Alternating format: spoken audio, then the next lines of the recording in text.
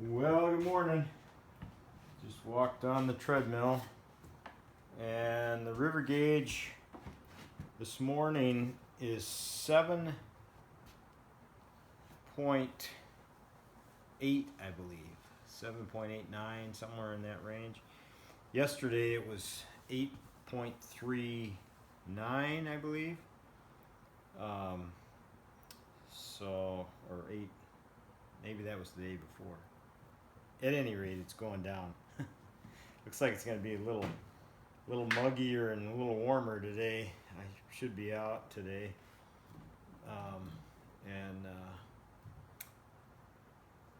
then I think Thursday we've got a chance of rain again. Then Friday, Saturday, and Sunday look to be good days. Hotter, I believe. I'm going to read from 2 Corinthians chapter 5, verses 1 through 10. Our heavenly dwelling. For we know that if the tent, it's referring to our body currently, is a tent, that is our earthly home, is destroyed, we have a building.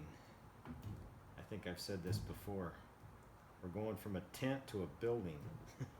I'd say that's an upgrade. Have a building from God. What that building looks like, we shall soon see. A house not made with hands, eternal in the heavens. For in this tent we groan, longing to put on our heavenly dwelling, if indeed by putting it on we may not be found naked.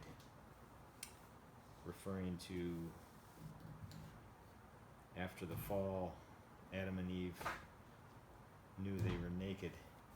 Before the fall, they did not know they were naked. Naked in sin, I guess. For while we are still in this tent, we groan, being burdened. Not that we would be unclothed, but that we would be further clothed, so that what is mortal may be swallowed up by life. He who has prepared us for this very thing is God, who has given us the Spirit as a guarantee. So we are always of good courage.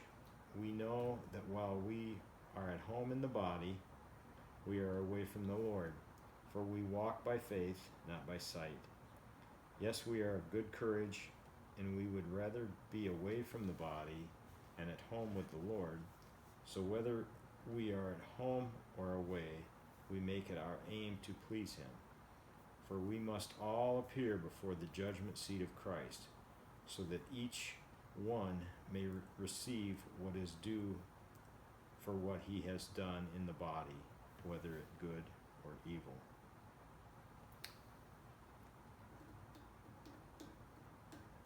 And we walk by faith, not by sight.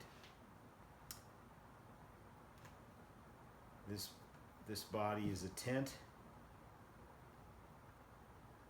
A building, in my opinion, will be an upgrade, big time. But as reading that, I was reminded of the current trend right now. I think it's going on TikTok and Instagram and all the other social media, where people post, I believe it's called looks maxing. Everything is maxing. And I think they have bone surgery, structural in their face, and different drugs to build muscle, and I think of how futile that is. It's a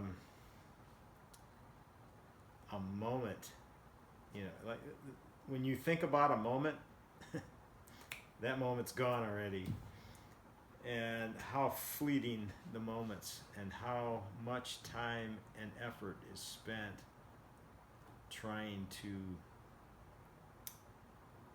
improve your tent in such a way. And I think of how each of us are put here. Not anything by our doing.